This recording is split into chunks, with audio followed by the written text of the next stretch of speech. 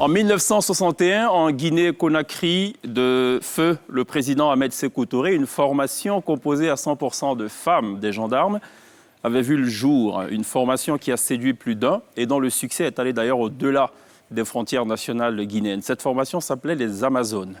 Depuis, les Amazones ont fait des émules. Et ce soir, sur la scène de la télé d'ici, pour le volet artistique, on recevra justement la formation Bella Mundo, qui nous offrira 3 prestations sur la dite scène, au risque de se répéter. La particularité de ces Amazones, c'est que la lead vocale était une femme forte, ronde, si ronde qu'elle suscitait d'ailleurs des commentaires sarcastiques. Mais en même temps, elle fascinait par son charme, elle s'assumait. Ah tiens, on va parler de Body Acceptance ce soir, dans la télé d'ici. On parlera tout simplement des femmes qui s'assument, de financement de femmes ou d'activités de femmes. Bref, la parole est libérée ce soir, non pas pour les hommes, mais pour les femmes. Nous sommes au mois de mars, la télé d'ici, bonsoir, bienvenue.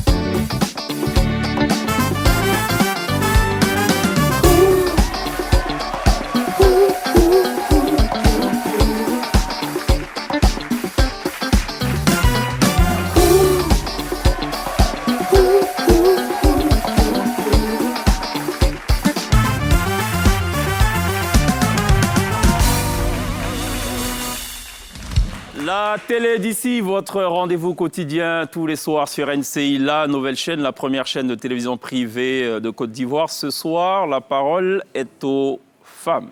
Et donc, tout naturellement, on reçoit 3 femmes. Sephora Kodjo, bonsoir. Bonsoir. Vous êtes la présidente fondatrice, ou du moins la présidente de la fondation CEFIS. Tout à fait. Qui finance les activités de femmes. Alors, CEFIS a la particularité de développer des programmes et de les mettre en exécution justement en faveur de l'éducation des femmes et de la formation aussi des femmes. D'accord. Qu'est-ce qui vous diffère justement des autres organisations de ce type? Qu'est-ce que vous faites particulièrement qu'on ne retrouve pas ailleurs?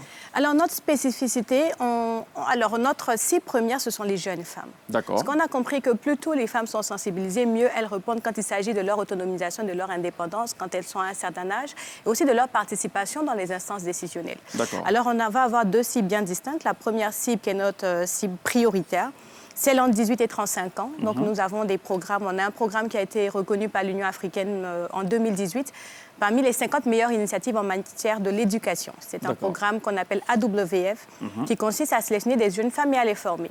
Et puis, on va avoir une autre cible qui a entre 11 ans et 18 ans. Donc, qui peut le plus, peut le moins. Donc, on travaille aussi avec nos filles pour déjà mettre dans leur esprit cette graine de leader et de se dire que les femmes peuvent mieux faire. Et les femmes aussi peuvent être à des niveaux de décision qui sont aujourd'hui d'actualité. D'accord, très bien. On va en parler dans le détail forcément. Paul-Marie Assandre, bonsoir. Bonsoir. Vous êtes créatrice de Body Acceptance. Traduction littérale? Alors, l'acceptation de soi. Mon acceptation d'abord. Parce que pour moi, en fait, c'est de l'entrepreneuriat et entreprendre, c'est répondre à une mission personnelle et donc répondre à un mal-être qui vient d'abord de soi. Trouver une solution pour soi. Ça a été ça. J'ai voulu trouver ma solution, je ne l'ai pas trouvée, donc j'ai dû la créer.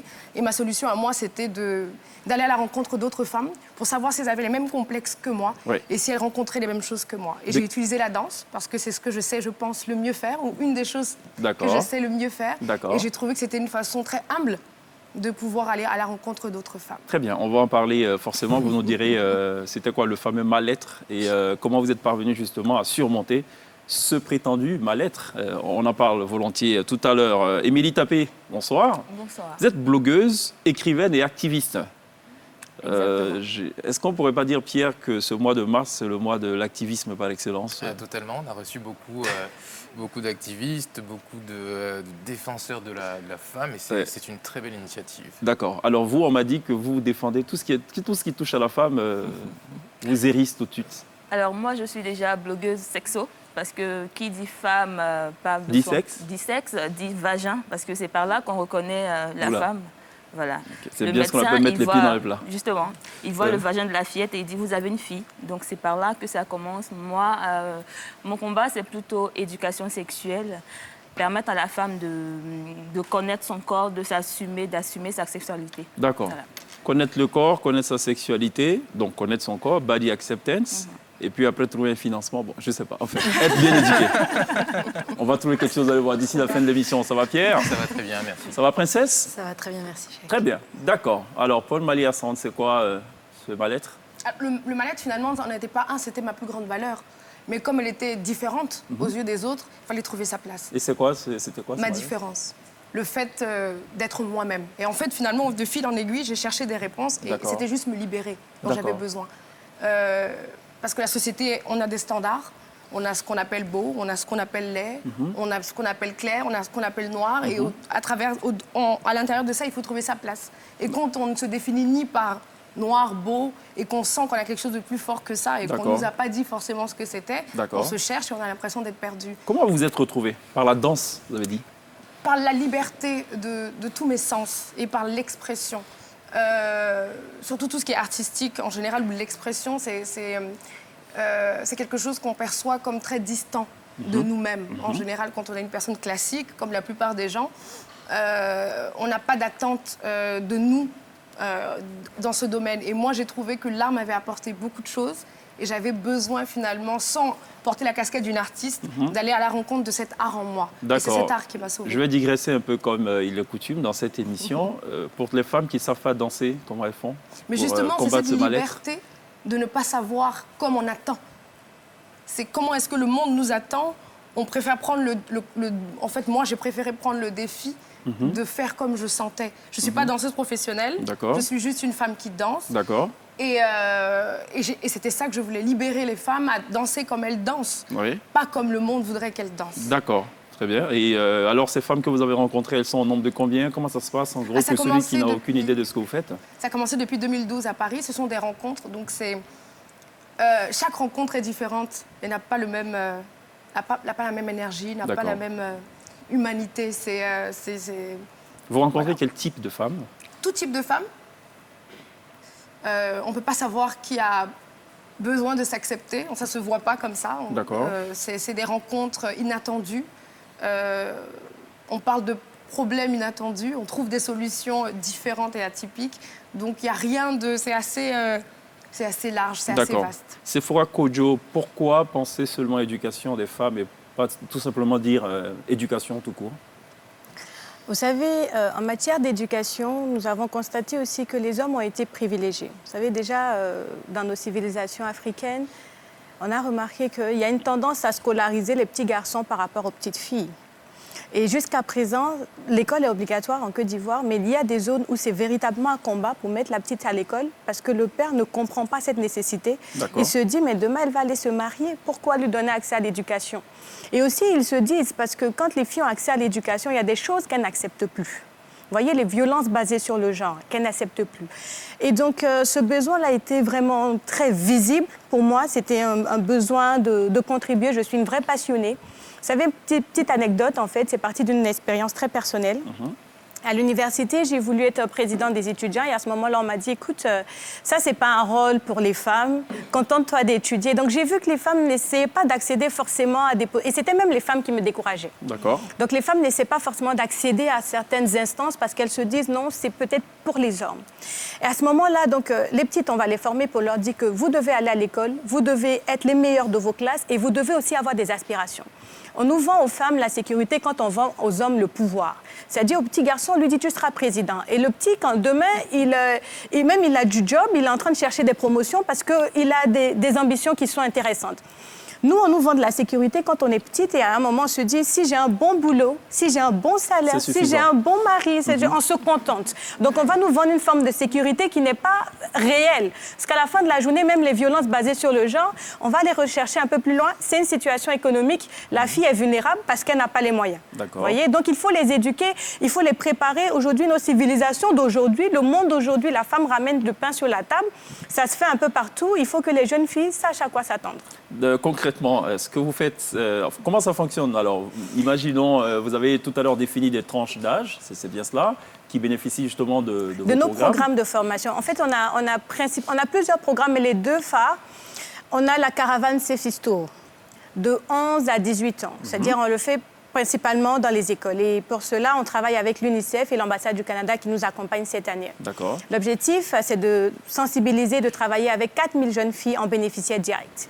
Donc, quand nous partons dans l'école, nous venons avec des jeunes dames qui ont moins de 35 ans. Ce sont les jeunes tatas, comme elle les appelle. Donc, quand la tata lui dit, moi, il n'y a pas très longtemps, j'étais à votre place. Moi aussi, j'étais à l'école. Moi aussi, je marchais pour venir à l'école. Moi aussi, j'étais pas chez mes parents, j'étais chez un tuteur. Mais j'ai fait des choix positifs. J'ai privilégié mes études et aujourd'hui, voilà où j'en suis arrivée. Donc, ce sont ces messages forts. C'est plus un partage d'expérience? On a les conférences en partage d'expérience, on a des ateliers où ce sont les filles maintenant qui nous disent voilà ce que nous on propose et voilà nos problèmes, voilà ce qu'on propose peut-être pour résoudre ces problèmes-là. Et puis après, on a des formations qu'on fait avec les différentes filles. Ces formations, c'est qui la cible de ces formations? Ce sont des personnes toujours analphabètes, illettrées ou les filles qui sont à l'école. Parce que le plus important pour nous, c'est de maintenir la jeune fille à l'école. Donc on fait la promotion de l'éducation pour envoyer les filles à l'école, mais il y a le maintien des filles à l'école parce que parfois elles sortent de l'école pour des mariages précoces ou pour des grossesses précoces. Donc, il faut aussi maintenir la fille à l'école. Et le deuxième programme AWF, il va s'adresser aux jeunes femmes leaders, donc des femmes qui sont en activité, des femmes qui s'affirment, des femmes qui ont réalisé quelque chose. Et on travaille avec certaines agences onusiennes pour renforcer leurs capacités, pour leur donner un milieu assez intéressant en termes d'opportunités et les rapprocher aussi des positions ou des instances de décision. D'accord, très bien. Parfait. Alors, Émilie Tappé, vous êtes sexo-blogueuse ou blogueuse sexuelle, comment je devrais dire? Blogueuse sexo. Blogueuse sexo. D'accord. Ça choque pas déjà quand vous en parlez aux gens, vos écrits et tout? Non. Les deux à la fois, ça choque, ça fascine, ça attire la curiosité. D'accord. Parce que les gens aiment bien le sexe de la femme, ils aiment bien en parler en cachette, mais ils n'aiment pas qu'on leur dise la vérité sur la sexualité, sur le corps de la femme. D'accord. Alors moi, quand j'écris par exemple sur la menstruation, sur l'anatomie du vagin par exemple, ça attire la curiosité, ça instruit les gens. Et je reçois plusieurs types de messages, merci beaucoup, ou tu es chrétienne et tu fais ce genre de choses. Voilà, mais le plus important, c'est de me libérer moi, de m'affirmer parce que c'est ce que je sais écrire. Et je trouve qu'il y a de la désinformation en ce qui concerne la sexualité de la femme. Donc, c'est de rétablir une certaine vérité quelque part. Vous avez fait des études en sexologie? Non, pas du tout. D'accord. Je suis une curieuse et je fais des recherches. Je suis aussi une femme. OK. Donc, il y a l'expérience aussi qui part. D'accord. Au-delà de vouloir vous libérer vous-même, c'est quoi le but? Le but, c'est d'éduquer aussi d'autres filles qui, peut-être comme moi, n'ont pas eu de parents qui les éduquent à leur sexualité, qui n'ont pas de personnes qui leur disent voici comment tu dois faire, voici ce qui fait que tu es peut-être attiré par un homme, comment te retenir ou comment aller avec un homme si tu le veux. Le fait aussi que certaines filles n'ont pas cette maturité d'esprit forcément. On ne parle pas de sexualité à la fillette à la maison ou à l'adolescente même à la maison. Les filles s'éduquent seules avec leurs amis qui sont désinformés aussi. D'accord. Donc c'est tout ça qu'il faut essayer de rectifier. Alors c'est très intéressant ce que dit Émilie. Enfin, ça a rigolé doucement quand on a parlé de menstruation, mais il faut savoir que dans certains pays, dans certaines zones, c'est quelque chose qui est tabou et les femmes sont mises à l'écart de la société pendant la période des menstruations. Et ça, bien sûr, c'est des sociétés où il y a un dictat d'homme. On le constate. Donc c'est très important d'écrire et de le rendre accessible à tout le monde. Vous parliez de formation tout à l'heure. Comment vous arrivez à déceler de jeunes femmes leaders dans votre seconde formation? Alors, pour le programme AWF, c'est l'appel à candidature. On va l'ouvrir d'ailleurs bientôt le 8 mars aussi à l'occasion de la journée de la femme. Donc, les filles appliquent en ligne. Elles ont tous les critères. Par exemple, cette année, il faut avoir entre 18 et 35 ans. Il faut être africaine, mais résidente en Côte d'Ivoire. L'année dernière, on avait celle de l'international, mais pays africains aussi. On a eu Cameroun, Sénégal, Guinée, etc. Mais on a vu que c'était un peu contraignant pour les filles de rester 6 semaines hors du territoire. Donc, il faut être africaine, mais résidente en Côte d'Ivoire. Et il faut pouvoir démontrer un projet qui peut avoir un fort impact social. Et les filles appliquent, et il y a des experts, des professeurs qui vont faire la correction et sélectionner des profils. Ensuite, il y a l'interview pour être vraiment sûr que la fille correspond au projet ou à l'ambition et le profil recherché. Et après cela, la formation, l'incubation, c'est 6 semaines. Et là-dessus, on travaille aussi avec des professionnels, notamment l'Université internationale de Grand Bassam, qui reçoit les filles pendant les 6 semaines et qui participe aussi à la formation de celles-ci. Et pourquoi le choix du Canada? Parce que c'est le pays du développement personnel? Le Canada intervient sur... Je sais que je parle de plusieurs programmes en même temps, donc parfois ça peut prêter à confusion. L'ambassade du Canada et UNICEF, ce sont des partenaires qui nous accompagnent sur le premier programme dans les écoles pour les jeunes filles. C'est-à-dire qu'on a des objectifs communs, donc on travaille ensemble puisque leur objectif et notre objectif est de maintenir les filles à l'école, de promouvoir l'éducation. Donc sur ce projet qui s'appelle la Caravane Cefis Tour, on travaille ensemble. Et sur l'autre projet avec les jeunes femmes leaders, on a d'autres partenaires qui ont un intérêt sur la jeunesse. Et donc, c'est leur cible et on travaille ensemble pour développer ce programme, notamment l'Université de Grand Bassam. Et Paul-Marie, comment comment les jeunes femmes arrivent à entendre parler de votre programme ici? Est-ce que c'est aussi en ligne? Oui, alors c'est sur les réseaux sociaux. Donc c'est pour ça que tout à l'heure, quand M. Cheikh Ivan demandait qui vient, en fait, elles sont attirées par le titre, qui est assez sympathique, par les vidéos qu'elles voient. Les performances. Je pense qu'on a tous grandi, on a toute envie d'être un peu Beyoncé. Et donc, quand on voit des vidéos, en tant que femme, je ne parle pas des hommes, bien entendu, j'espère en tout cas. Donc, il y a toujours... En fait, ce qui attire de prime abord, la plupart du temps, c'est la performance, c'est la grâce des vidéos avec les autres femmes, c'est cette énergie incroyable qu'ensemble, on arrive à créer. On se dit, j'ai envie de faire partie de ce voyage, de cette aventure, et on s'abonne à la page, et puis... Voilà, on s'inscrit. Alors, quand j'entends body acceptance, honnêtement, je ne pense pas forcément à une femme qui est plutôt mince, mais plutôt quelqu'un de plus voluptueux. Est-ce que c'est ce type de... Non, justement. Pour moi, je veux dire, c'est comme chaque chose, il faut mettre un nom. Quand on décide, quand on crée une marque ou quand on crée quelque chose, on se donne un nom. Même quand on est, il faut que les parents nous donnent un nom. Hein. Il faut toujours mettre un nom. Est-ce que le nom est souvent, je dirais, réducteur? Le nom ne peut pas embraser complètement... la fougue qui m'animait quand j'ai décidé de créer ce projet. Le corps fait partie de ce qu'on voit, en majorité, mais qui est le prolongement de l'intérieur de soi. Vous travaillez de l'extérieur à l'intérieur. Oui, c'est exactement ça. Ou de l'intérieur à l'extérieur. On travaille de l'extérieur à l'intérieur. Parce que le plus important pour Body Acceptance, c'est l'intérieur. Voilà. Et pourquoi le choix du sexe? Parce que vous avez pu parler fashion, beauty... Any other topic? Et je sais que vous avez dit oui parce que vous voulez vous éduquer, mais il doit y avoir vraiment autre chose. Quelque chose vous a frappé quand vous étiez plus jeune. Enfin, j'essaie vraiment de comprendre. Oui, quelque chose m'a frappé quand j'étais jeune parce que j'ai pas été éduquée à la sexualité. On ne m'a pas dit ce que j'allais ressentir comme pulsion à la puberté. On ne m'a pas dit pourquoi je ressentais ça. On ne m'a pas dit comment canaliser mes pulsions. Et ma mère m'a juste dit, quand j'ai eu mes premières règles, tu es devenue femme. J'ai dit, ah, j'étais un mec avant. Et en fait, c'est ça. On dit à la petite fille ou à l'adolescente, tu es femme, mais qu'est-ce que ça renferme? On ne lui dit pas. Et moi, en fait, c'est dans ce rôle, pas d'éducatrice, mais de peut-être grande sœur ou de tata, qui fait ses recherches et qui partage l'information qu'elle a sur le corps de la femme, sur la sexualité de la femme. Donc, on utilise les réseaux sociaux parce que...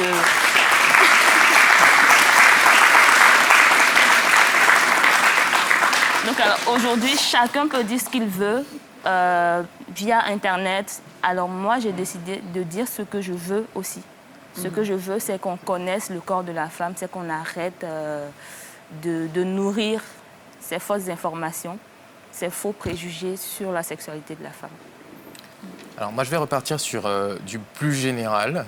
Il y a une citation qui dit « Lorsque les droits des femmes ne progressent pas, ils reculent ». Est-ce que vous êtes d'accord avec ça? Qui s'adresse la question? Question ouverte à tout le monde. J'aimerais peut-être intervenir et dire oui. Oui, je le pense fermement parce que, vous savez, la Journée internationale de la femme est aussi l'occasion de faire un bilan, de voir là où est-ce qu'on est arrivé et de se projeter dans le futur. Nous parlons d'égalité, d'équité, de parité. Et donc, quand on n'est pas en train d'avancer, le monde avance, la culture avance, la société avance, les technologies avancent. Et si nous, on n'avance pas, ben, on est en retard, finalement.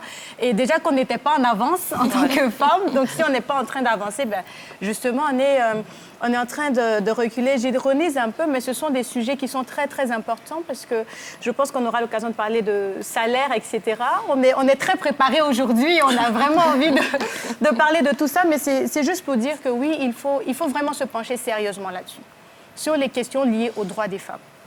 Beaucoup de conférences, beaucoup de plateaux, beaucoup de débats, mais peu d'action.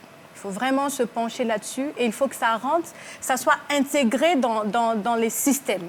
C'est le plus important, que ce soit intégré dans les systèmes et que la femme lambda chez elle sente le changement. Ça va commencer par le citoyen, ça va commencer par chacun.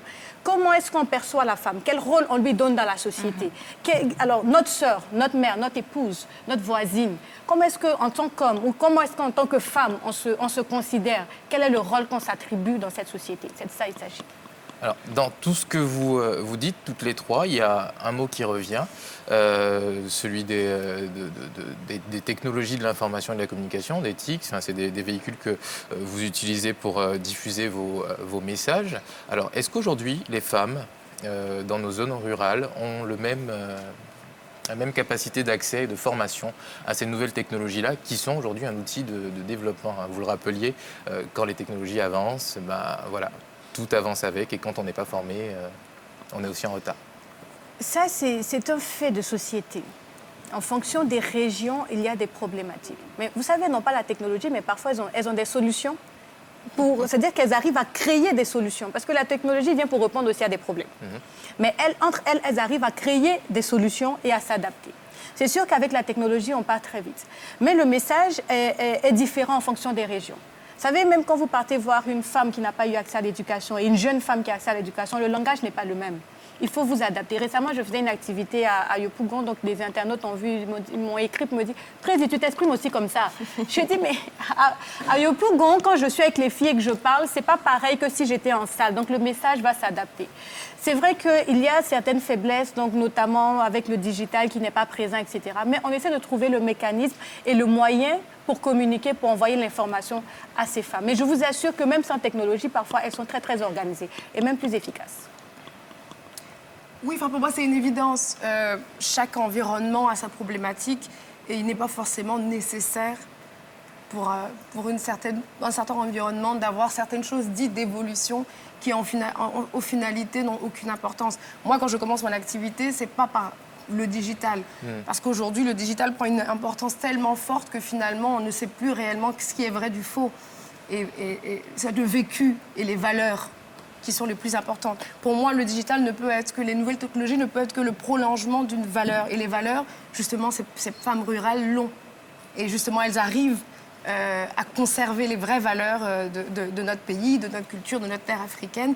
Et je pense qu'elles ont même une avance sur nous qui, aujourd'hui, dans le milieu urbain, on peut avoir tendance à s'éloigner finalement de notre vérité et de notre vrai vécu. Alors, moi, je me demande si c'est une priorité dans le programme d'éducation de ces fils, parce qu'aujourd'hui, qu'on le veuille ou non, qu'on veuille rester proche de nos valeurs rurales ou pas, de nos traditions, le monde avance et avec la technologie, et ça devient un outil duquel on ne peut pas se passer. Donc, est-ce que c'est une priorité pour vous, les technologies de l'information et de la communication dans votre programme, ou vous jugez vraiment qu'il y a d'autres aspects sur lesquels se focaliser?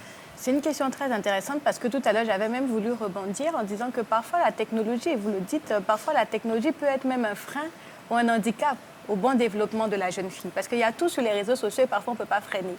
Donc on l'expose, on ouvre une porte et on ne sait pas ce qu'il y a derrière. Vous voyez, donc les technologies pour les jeunes femmes, quand on les coach et on les accompagne, c'est une formation. C'est sûr que les technologies interviennent parce que ce sont des femmes qui veulent développer des projets, etc. Elles doivent savoir, mais c'est comment utiliser cet outil qui est aujourd'hui le digital. C'est une formation. C'est-à-dire que certains utilisent les réseaux sociaux, ils postent tout. sur les réseaux sociaux. Et demain, tu fais une demande d'embauche et tu ne comprends pas pourquoi, depuis, tu n'arrives pas à avoir un travail. Mais quand l'employeur tape ton nom sur ta page Facebook, c'est qu'il voit, il est complètement choqué. Donc, on leur apprend comment utiliser les réseaux sociaux, le digital, pour le développement de leur projet ou elles-mêmes pour leur positionnement institutionnel en fonction des ambitions qu'elles portent pour leur projet ou voilà, pour leur communauté aussi. Alors, aujourd'hui, on parle d'autonomisation de la femme. On a l'impression que c'est un gros terme bateau dans lequel on peut tout mettre. Pour vous, c'est quoi aujourd'hui, autonomiser une femme? Marie, je te laisse. Pour moi, c'est s'affranchir en tant qu'homme et en tant que personne. 10 secondes. S'affranchir en tant que personne. En fait, le plus important, et pour moi, la liberté de la femme, c'est à partir du moment où on arrête des débats de femme à homme, mais de personne. Parce que finalement, moi, je me suis sentie comme une personne. Être femme, c'est juste quelque chose en plus, ça c'est certain, mais je suis une personne à part entière. Et pour moi, cette vraie liberté, c'est la conscience de qui on est fondamentalement, au-delà du sexe, vraiment. Alors j'aimerais aussi rebondir, si vous me permettez. À mon sens, autonomiser une femme, c'est lui donner les outils en tenant compte de l'égalité, de l'équité, de la parité pour pouvoir subvenir à ses besoins. C'est-à-dire que pour un job que 2 personnes feraient, c'est-à-dire que les femmes aujourd'hui se lèvent aux mêmes heures que l'homme, tu peux avoir un collègue, vous vous réveillez à 5 heures, vous luttez les transports en commun ensemble, vous avez la même pression du boss, vous traitez les mêmes dossiers, et à la fin du mois, il est mieux payé. Donc c'est un peu toutes ces questions-là aujourd'hui, les questions d'égalité. Voilà. D'accord, je pense qu'elle a mis la charrue avant les bœufs. Elle tient absolument à parler de son histoire de salaire, alors que vous parlez d'autonomisation. On va marquer une pause, calmer un peu les ardeurs. Il y a la pub, on revient juste après.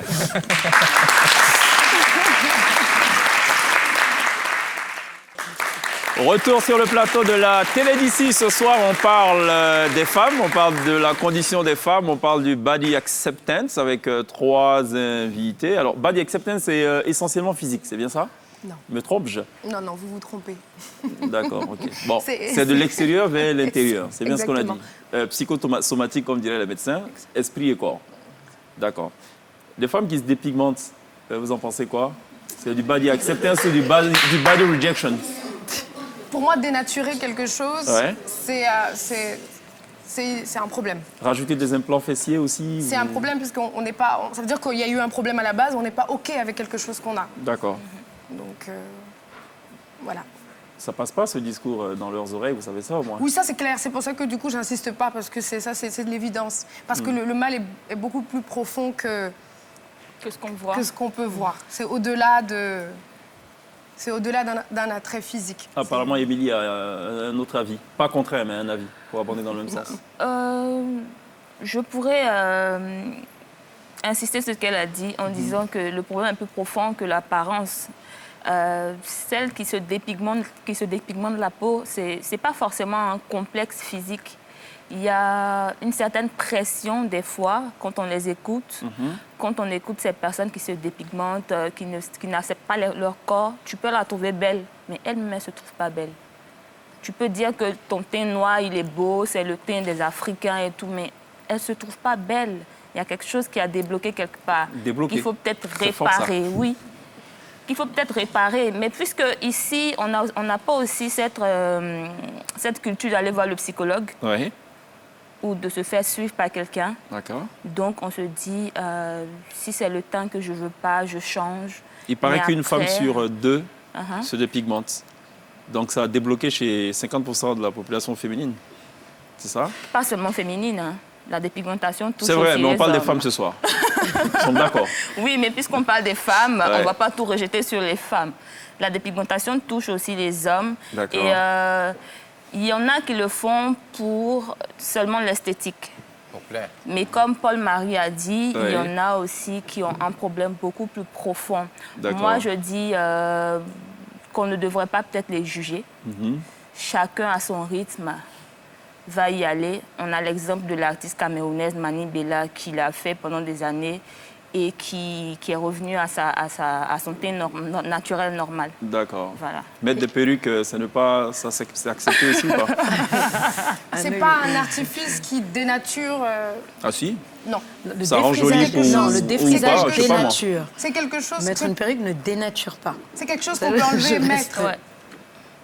Donc c'est comme un rouge à lèvres, c'est comme des boucles d'oreilles. Se tatouer. Ça s'enlève.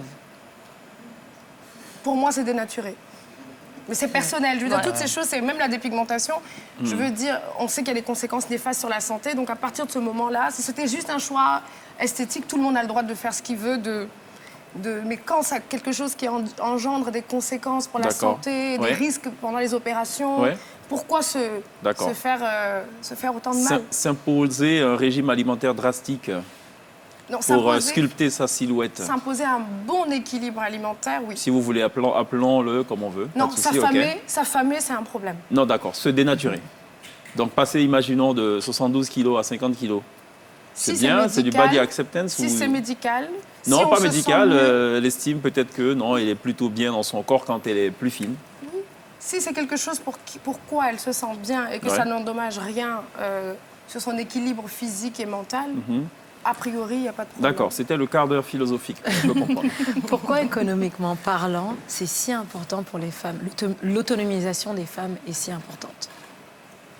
Parce que, comme je le disais tantôt, aujourd'hui, nous sommes dans une civilisation où les femmes aussi envoient le pain sur la table à la maison. Donc, l'autonomisation économique de la femme est très importante parce qu'elle permet de maintenir l'équilibre à la maison. L'équilibre économique aussi pour les enfants, pour éduquer les enfants, pour subvenir aux charges quotidiennes de la maison. Parce que le monde est de plus en plus cher, donc les hommes, ils apprécient bien ça aussi d'avoir des femmes qui travaillent ou qui sont économiquement... Vous êtes sûr que c'est tous les hommes, ça? Va savoir, hein, mais sinon, c'est toujours très intéressant d'avoir de l'aide. En tout cas, de l'aide... Vous avez déjà été un homme? Je travaille beaucoup avec les hommes et les femmes. Je connais des hommes qui disent non, je ne veux pas du tout que tu travailles. Oui, mais... Je te paye à la fin du mois ce que tu veux. Alors, là, j'aimerais aussi intervenir parce que c'est très intéressant. Vous savez, les hommes qui refusent que les femmes travaillent, cette question, vous allez aller regarder un peu plus loin, très souvent, elle cache un complexe. C'est-à-dire que l'homme, quelque part, il y a un manque de confiance. L'homme va se dire que si elle a l'opportunité d'être économiquement indépendante, peut-être qu'elle va me laisser tomber ou elle va choisir mieux. Aussi, peut-être, vous savez, il y a des hommes qui ont de la ressource ou qui ont de la sécurité financière, mais qui n'ont pas forcément un niveau d'éducation assez élevé. Donc tout ça, ça cache souvent un complexe. Il va se dire, elle va rencontrer des gens intellectuels, des gens, voilà. Donc elle aura le choix. C'est vrai qu'il y a beaucoup de cas de figure. Il y a aussi des cas où ce n'est pas simplement de la jalousie, c'est juste peut-être certaines personnes qui ont une très haute opinion de la femme et qui se disent, ben non, une femme, ça représente tout ce qui est vertueux, faut pas brutaliser une femme, enfin bref, une femme, ça doit rester ça va nickel. venir de l'éducation. C'est-à-dire que si le jeune, il a vu papa à la maison faire la même chose avec maman, donc maman était à la maison, papa subvenait à ses besoins, etc. Il a grandi avec, il se dit, c'est mieux d'avoir ma femme à la maison, donc elle est là avec les enfants, etc., etc.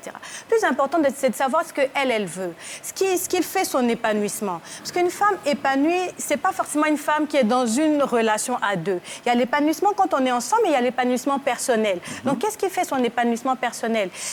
Il y a des femmes qui refusent de travailler. Il y a des femmes qui aiment cette situation parce qu'elles retrouvent leur épanouissement. Et c'est d'ailleurs très bien. Mais il y a des femmes qui, en dehors de ça, ont envie de faire quelque chose, ont envie d'être indépendantes un petit peu. Voilà. Donc, il faut pas que ce soit égoïste. Il faut penser à l'intérêt de l'autre et à ce que l'autre aussi désire pour son épanouissement. D'accord. Émilie, vos écrits, vos blogs, enfin vos textes concernent uniquement les femmes, c'est ça? Exclusivement les femmes? Oui. La sexualité féminine exclusivement. Dans mon ouvrage, j'aborde plusieurs thèmes, mais ça reste que les personnages principaux sont des hommes, sont des femmes. Mais Sephora disait tout à l'heure que c'est une affaire une relation, c'est à deux, c'est bien cela. Donc la logique aurait voulu aussi que vous parliez aussi de la sexualité des hommes, non? Pour équilibrer? Alors, si un homme veut parler de sexualité masculine, libre à lui de le faire. Je dis tout le temps, oui, je suis une femme, je parle de ce que je sais. Je ne vais pas aller parler de sexualité masculine parce que je n'ai jamais été un homme. Oui, mais vous faites des recherches. Dans les bouquins, on parle de sexualité masculine aussi. Oui, mais les hommes porteront leur bataille. C'est vrai? Oui. Dis donc, chacun presse couche à sa peine. Alors, est-ce que vous vous considérez toutes les trois comme féministes? Le diriez-vous? Alors, attention à ce que vous allez dire. Hein. Ça dépend de la signification qu'on donne au féminisme. Vous savez, il y a des endroits où être féministe, c'est une qualité et parfois ça peut être un défaut. Moi, je ne me définis pas comme une féministe. Je me dis que je suis quelqu'un qui croit en l'égalité entre les gens, entre les sexes. Voilà. Alors, si c'est ce qu'on appelle être féministe, oui, j'aimerais bien m'associer à ce mouvement. Et vous deux? Oui, non? Je me définis comme humaniste. Humaniste, Comme humaniste.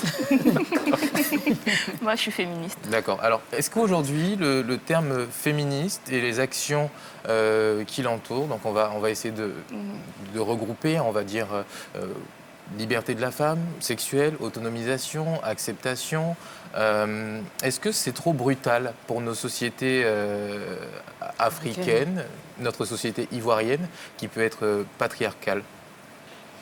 Oui, l'éducation, vous savez, aujourd'hui, toutes ces personnes qui ont plus de la trentaine, comme je disais tout à l'heure, les civilisations évoluent, mais la culture évolue lentement, vous voyez. Lentement, on dit que l'habitude a la peau dure. Donc, quand on grandit dans des familles, vous avez parlé de patriarcat tout à l'heure, quand on grandit et qu'on voit certaines habitudes que les parents ont développées à la maison, c'est un peu difficile quand même de revenir comme ça et de dire « Ah non, finalement, à la fin de la journée, il faudrait peut-être changer les choses. » Oui, c'est très difficile, mais on voit qu'il y a un intérêt, vous voyez. Il y a un intérêt à penser quand même à autonomiser les femmes, à mettre les femmes au même niveau que les hommes, sur certains plans, en tout cas, en matière, tout ce qui est économique, etc., en matière de respect et d'intégrité, etc. Donc, il y a un intérêt. Parce que, vous savez, une femme qui est épanouie, une femme qui se sent respectée, donne toujours le meilleur d'elle-même. Et c'est très intéressant pour la société aussi. Alors là où je voulais en venir, cette question, c'est de savoir comment votre message aujourd'hui, à toutes les trois, est perçu par la gente masculine. C'est très difficile sur le terrain, parfois.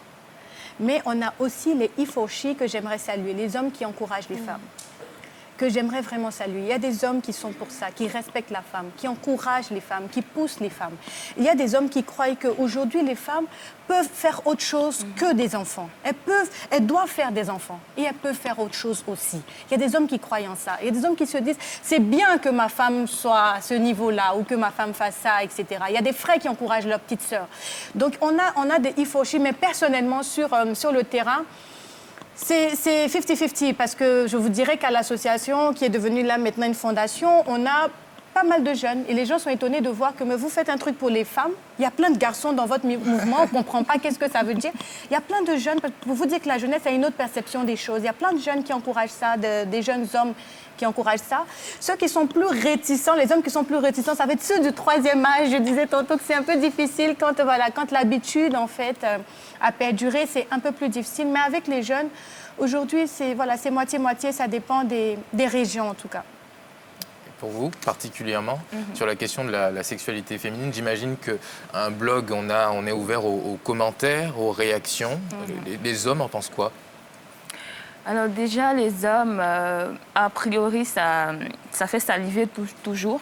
Pourquoi? De voir le corps de la femme, oui. D'accord. De savoir, par exemple, que pour faire plaisir à sa partenaire, il faut peut-être la prendre comme ça ou comme ceci. Mais derrière, c'est toujours choquant de voir une femme qui s'assume pleinement, qui n'a pas honte, qui essaie de se détacher de tout ce qui est tabou qui entoure son corps. Parce qu'il y a aussi cet aspect sacré qu'on concède au corps de la femme. La femme, c'est sacré. La femme, ça doit se couvrir tout le temps. Je ne suis pas contre tout ça, mais je suis pour le fait qu'une femme décide de se couvrir parce qu'elle veut se couvrir. Pas parce qu'on lui dit qu'elle doit le faire. Je suis pour le fait qu'une femme décide de montrer ce qu'elle a à montrer parce qu'elle le veut, parce qu'elle se sent belle, parce qu'elle s'assume. Et ça choque. Parce qu'on veut toujours que la femme soit derrière l'homme pour qu'il soit grand. Parce qu'on dit derrière un grand homme, il y a une grande femme. Donc quand une femme peut se mettre à côté ou peut-être devant, ça choque. C'est vrai que je parle de sexualité, mais je parle surtout d'affirmation de soi. Du fait que tout ce qui nous entoure comme tabou, c'est parce qu'on veut que la femme, quelque part, reste en arrière-plan de la société. Alors qu'on nous dit aussi qu'une femme autonome, c'est bien pour la famille, c'est bien pour la société. Mais il faut qu'on commence à être plus concret dans ce qu'on dit. Alors, moi, je ne doute pas du fait que vous sachiez vous protéger toute seule. Mais moi, j'ai pu le constater sur ces questions-là sur Internet. Les réactions peuvent être très violentes. Est-ce que c'est... Et en particulier ici, on le voit même dans le public, quand on en parle, ça fait frémir. Est-ce que c'est dur de lire tout ça? Comment on arrive à encaisser tous ces coups Alors personnellement, les gens sont violents quand ils pensent qu'ils sont super puissants derrière leur smartphone. Mais quand tu portes plainte pour harcèlement ou quand tu le prends à part pour lui dire « mon frère, qu'est-ce que tu veux concrètement ?» Là, il perd les mots. Mais quand c'est pour commenter, il y a la fougue et tout. Mais quand la personne sait qu'en face, c'est pas juste une blogueuse, une figure virtuelle, et qu'il sait que c'est une personne qui peut porter plainte comme toi, qui peut se protéger et qui sait pourquoi elle le fait, là, ça calme les ardeurs. Vos écrits sont destinés aux femmes ou aux femmes et aux hommes? Tout le monde peut lire le blog parce que c'est public. Oui. Mais vous visez qui? Vous ciblez qui? Je cible les femmes. Pas les hommes?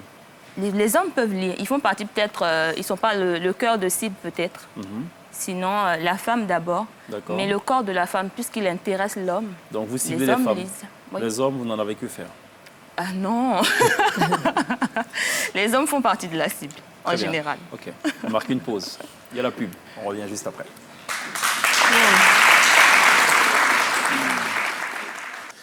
Retour sur le plateau de la télé d'ici. Nous sommes toujours en compagnie de Sephora, de Paul Mali, Assandre et de Émilie Tapé. Avec elle, la parole est libérée. Enfin, disons que la parole appartient ce soir aux femmes, exceptionnellement. Une fois sur 365 jours, ça ne fait pas de mal. Bon.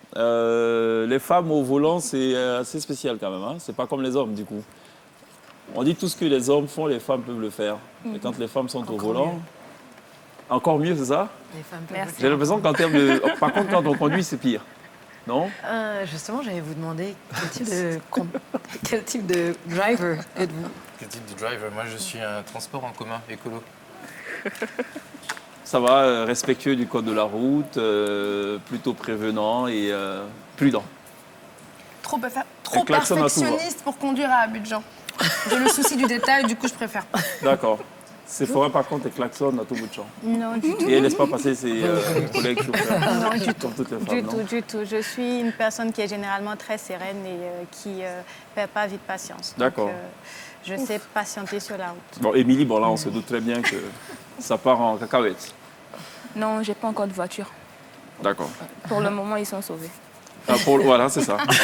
Pour le moment, ils sont sauvés. Alors, on va regarder le petit kiff du web aujourd'hui qui parle justement de, je sais pas si on veut, la rage de la route ou de patience. On pourrait, oui. D'accord. En images. Welcome to the honking capital of the world. Here, people honk even when the signal is red. Sawai hai na? Maybe they think that by honking, they can make the signal turn green faster. समझतच नाही.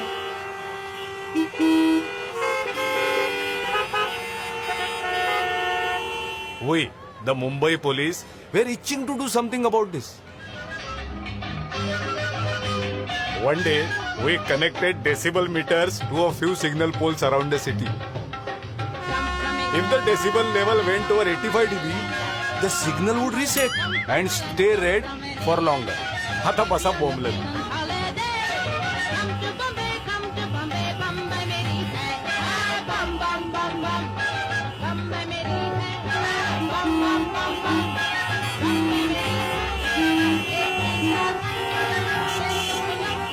बजाओ बजाओ और जोर से बजाओ और रुको.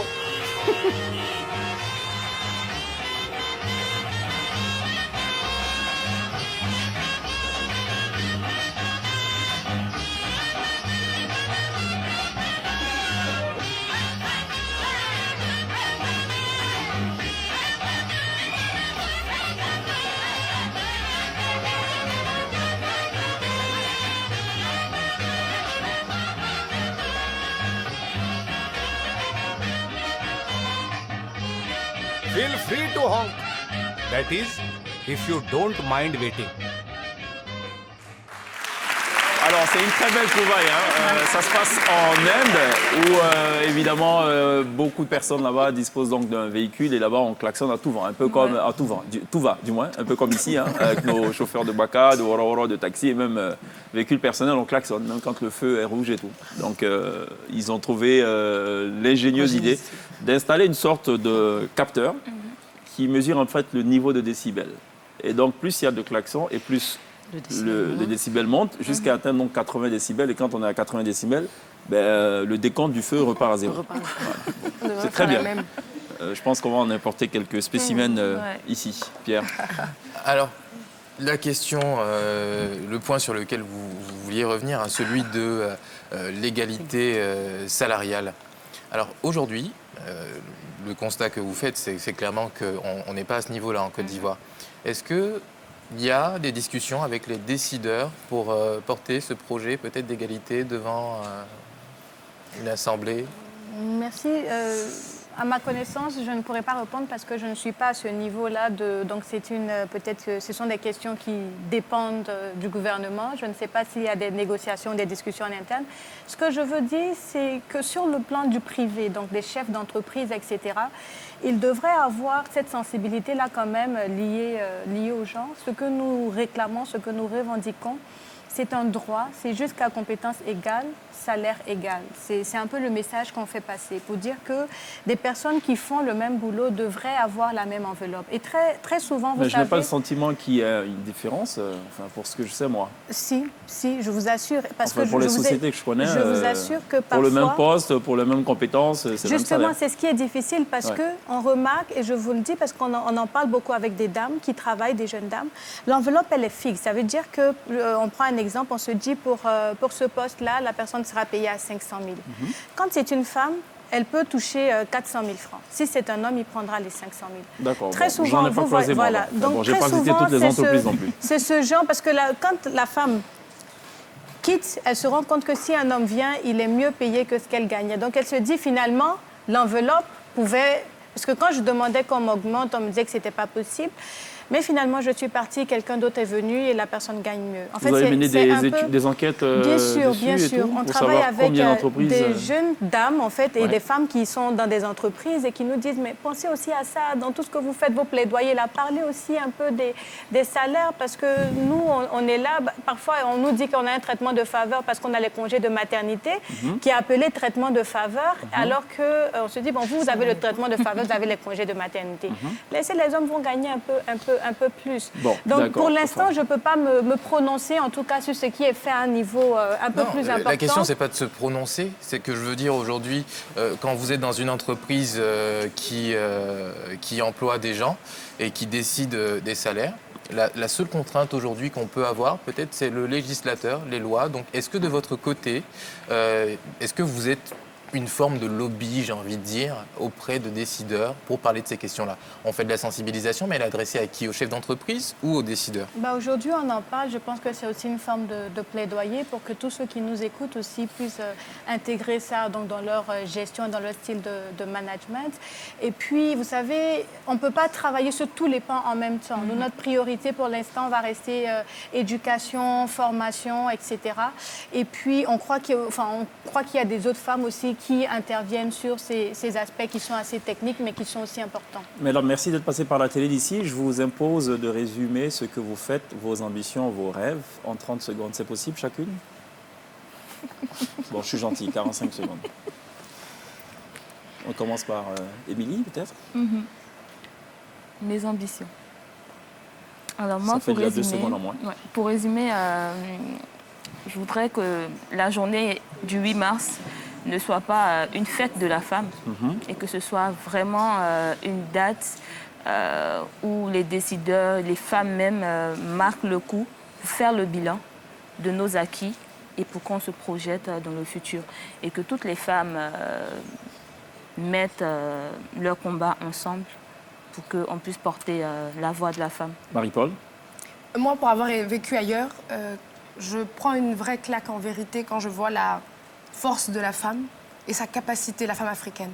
Et en fait, qu'on dise qu'on est en retard, pour moi, c'est un scandale. Parce que j'ai une admiration pour l'Afrique et j'ai une admiration pour la femme africaine qui avait déjà tout, qui a déjà tout, en fait. Donc, pour moi, j'ai envie de dire, en fait, juste décidons d'être cette vitrine pour le monde de la plus grande force qui puisse exister sur la Terre, qui est la femme africaine. Pour moi, on a juste à être cette vitrine-là. C'est fort. Merci, je dirais que je suivrai un peu Paul Marie en disant que les femmes ont un plein potentiel, il faut qu'elles apprennent à l'exploiter, à le développer. Et puis concernant mes ambitions, très modestement, j'espère pouvoir continuer mon travail sur le terrain et impacter un maximum de femmes et de jeunes femmes. D'accord. Sephora Kodjo, Paul Marie Assandre, Émilie Tapé, merci d'être passé par la télé d'ici. Merci à Pierre, merci à Princesse. Vous restez évidemment avec nous puisque tout à l'heure, la formation Bella Mundo nous offrira 3 prestations sur la scène, devenues, comment dire, privilégiées, on peut le dire, de la télé d'ici. On est des privilégiés. Ouais. Parfait, d'accord. À tout à l'heure.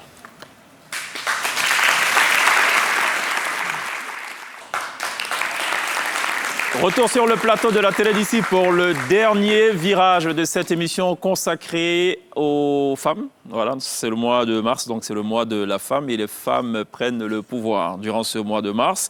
Et justement, parlons de prise de pouvoir, une formation musicale a vu le jour il y a de cela quelques années, c'est la formation Bella Mundo, une formation qui a du coup marqué une sorte de rupture dans un univers musical outrageusement dominé par les hommes. Elle s'affirme et aujourd'hui d'ailleurs, elle constitue une sorte de fierté nationale, d'autant qu'elles sont sollicitées dans les plus grandes rencontres cérémonielles. Ce soir, Priska Alou à la basse, Karike Simeon à la batterie, Blaoua Nadej au piano, Clotilde, guitare solo et Chanty à la guitare d'accompagnement, sans oublier Marie-Ise au saxo. Et les chants sont portés ce soir par Josiane et Labi Vivi Macado sur la scène de la télé d'ici. Je vous prie d'accueillir maintenant avec les ovations et les triomphes qui leur reviennent la formation Bella Mundo. À demain, d'ici là, take care.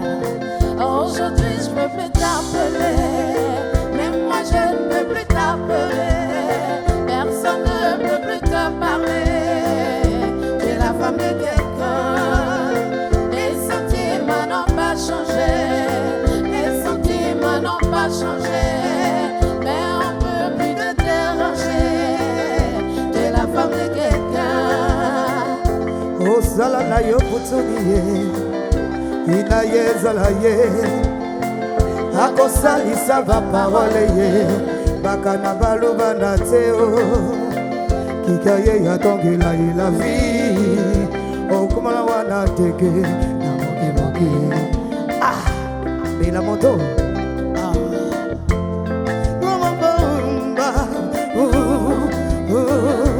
Comment pas walongwa. Mademoiselle a quitté les banlieues pour habiter dans le 16e. Elle ne mange que du caviar. Dans la vie, y a pas de hasard. Est-ce que ce n'est pas bien ça, Chéna? C'est nettement mieux. Est-ce que ce n'est pas bien ça, Chéna? Oh, c'est bien. Ton ex, c'est ma femme. Son homme, c'est moi. Aujourd'hui je peux plus t'appeler, même moi je ne peux plus t'appeler, personne ne peut plus te parler. Tu es la femme de quelqu'un, mes sentiments n'ont pas changé, mes sentiments n'ont pas changé, mais on peut plus te déranger. Tu es la femme de quelqu'un. Oh salala yo putuni Zoyonini Oh salaya yo putuni Pour faire perdre son temps. Tais-toi, éloigne-toi d'elle. Oh salaya yo putuni Oh salala yo asasiel.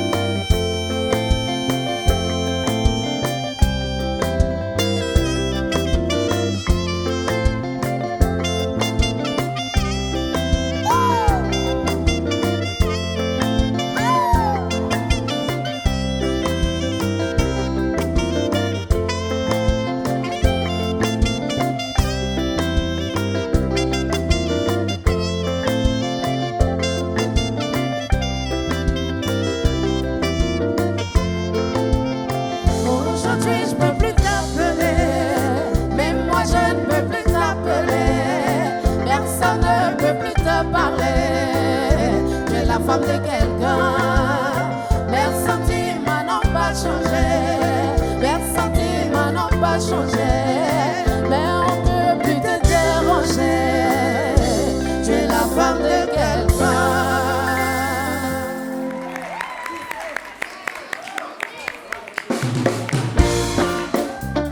Nous sommes des femmes bien déterminées à arriver au bout de la saison avec courage.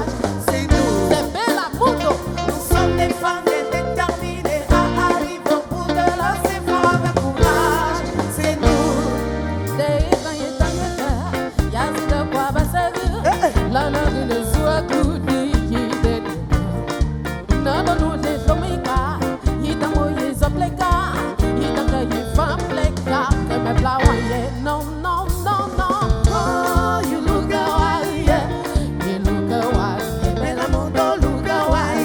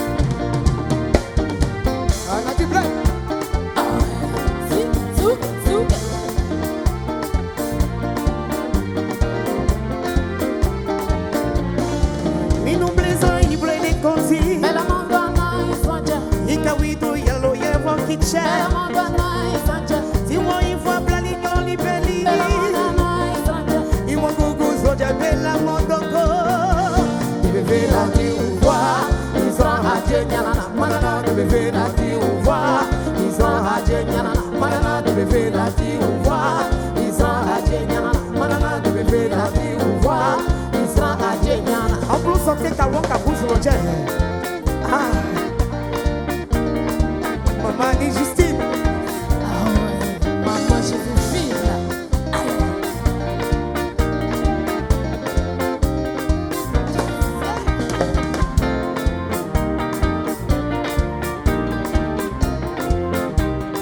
À beaucoup, à beaucoup, à beaucoup.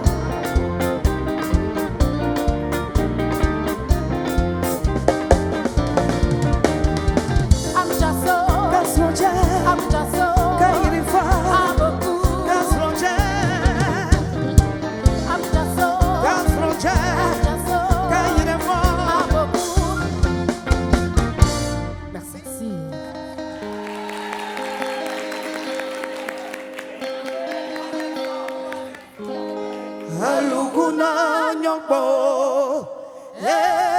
alukua, alukua, alukua. Atobwani, ayoka.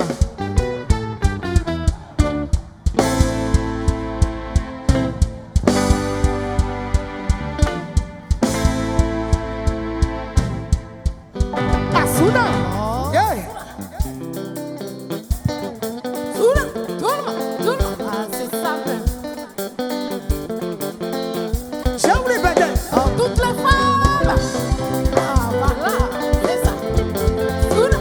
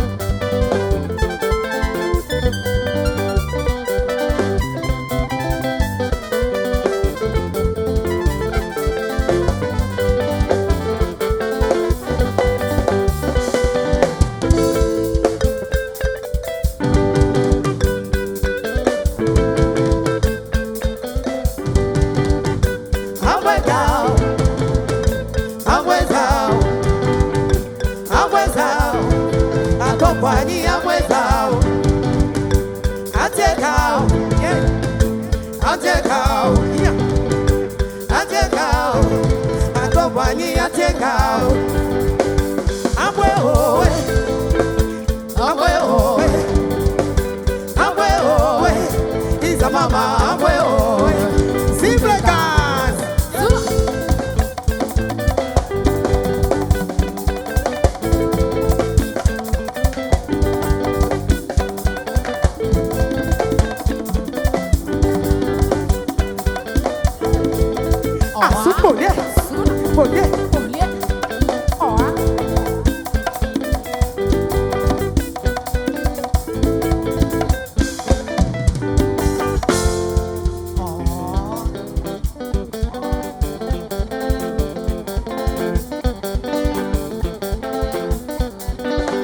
Est-ce que ça va?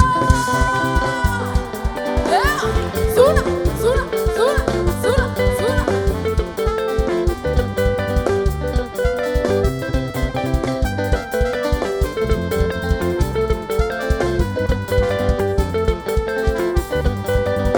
Ah ouais. Oh, ah, oh, oh, oh. Ah, oh, kakamare. Oh, ah, oh, kokoriko. Ah, oh, yo. Ah, oh, kakamare. Ah, boyo. Mono ya kwela yo. Ah, boyo. Mono ya kwela yo. Ah, boyo. Mono ya kwela yo. Yeah. Ah, boyo. Mono ya kwela yo. Yeah. Aye, aye. Oh, ah, oh, kokoriko. Yeah, yeah, yeah, yeah. Ah, oh, kakamare. Merci beaucoup.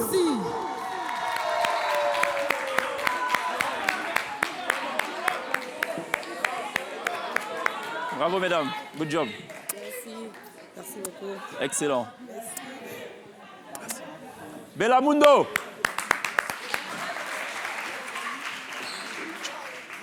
Bravo.